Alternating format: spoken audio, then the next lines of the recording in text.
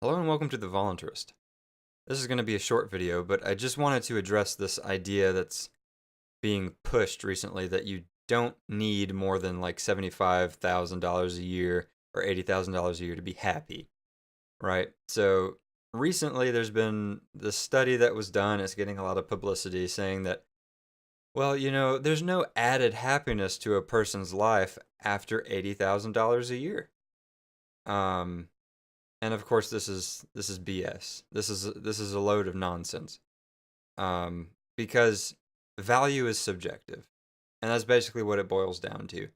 If a person can use has any utility or any use for the money that they accrue after 80,000 a year, then you know then that's their business. Um, if what you're saying is that the effort it takes to gain more than $80,000 a year is not worth um, the benefits of having the additional money, well, then economically speaking, people won't do that. People will earn less than $80,000 a year naturally. So the fact that people are earning more than $80,000 a year means that those people find it to be advantageous to them. They find enjoyment. It is a net positive to their lives to earn more than $80,000 a year. So I think it's more sinister. The first thing that popped in my mind, now this is conjecture, you can take it with a grain of salt. I'm going to just throw that out there. But this idea that people don't need more than a certain amount, right? What does that sound like to you? Is that ringing a bell? It's like if you have more than a certain amount, well, you really don't need it. So, and it's not doing anything for you. So just hand it over, right? It's this communist kind of socialist background, like they're just it's this propaganda thing to get people to be more willing to say it's okay to take someone else's money, because the people earning that money, they obviously like it. They're not going to say, oh yeah, you know what, I actually don't like it, and here, just take all of it. You can tax me at 100% past $80,000 a year. Like I don't see too many people offering that up as a solution to their money woes, where they have too much money past $80,000 a year. Doesn't that strike you as a bit ridiculous? So I'm kind of just throwing it out there that really the point of this is more to get regular people, and the median wage in the US is like $55,000 a year or thereabout, and it's been that way for a long time. Um, but it's to get normal people who make less than $80,000 a year. Um, it's to say, you know what, we're not actually hurting anyone by taking their money past $80,000 a year, because they don't actually need it. They're not doing anything with that.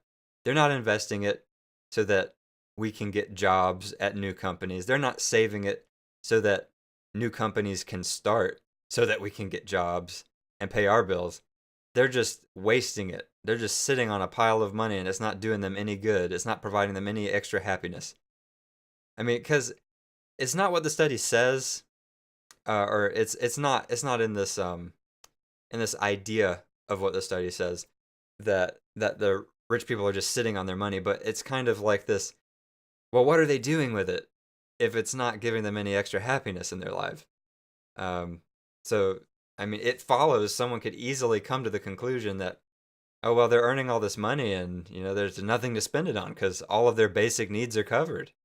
I mean, how much happier can you get if with a few extra vacations a year?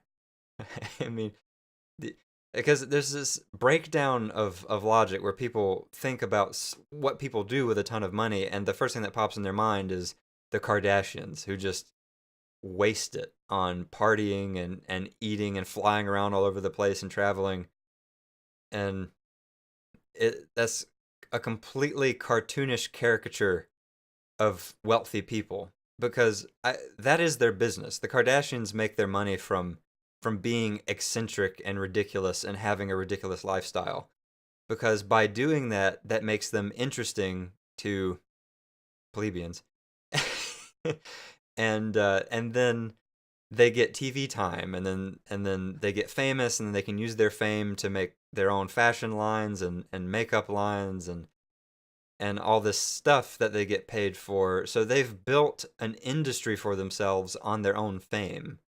So being ridiculous and spending their money on stupid stuff and being dramatic all the time and obviously being a dysfunctional family when it comes right down to it, full of conflict and strife, where you look at them and you think maybe their lives aren't actually much more enjoyable than mine is. Right? That's what people think of because that's the picture that's been painted of the super wealthy. And so this idea gets tossed out there.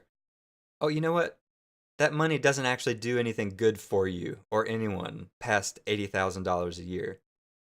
So why don't you just hand it over to the government because the government knows how to spend it better than you do? And I think that's what we really have to look back. I'm sorry. That's what we really have to look out for as this is going on. And then we look back a few years later and we think, we should have said something. We should have stood up to this ridiculous idea that that that earning more money past a certain point in a year provides no value to your life.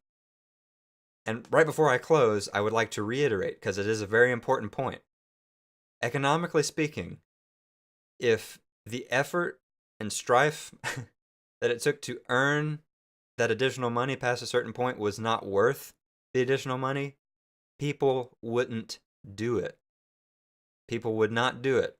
And you'd see very, very, very few people earning more than $80,000 a year, but a lot of people do it. Percentage-wise, it's not that much because the skills that it takes to earn that much money a year are not common.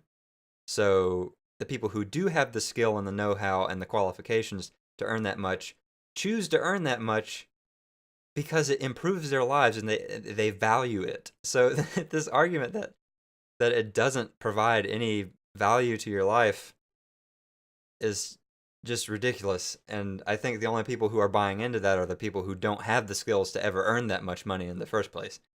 So it's trying to make them feel better about not being able to, and then make them feel better about taking that additional money from people who do actually earn a lot. So, all right, I feel like I've been redundant enough to really drive the point home. Fight back on this. Speak up. When you hear people talking about this, set them straight. Like, if it provided no value to people, then why is anyone going through the trouble of earning that much money? Because obviously they must be suffering deep down. I mean, that $100,000 a year must really suck. Actually, yeah, whatever. So, all right, I've really driven the point home, so I'm going to call it here. Thank you for watching this video. Please check out the rest of the videos on my channel, and I hope to see you in the next one.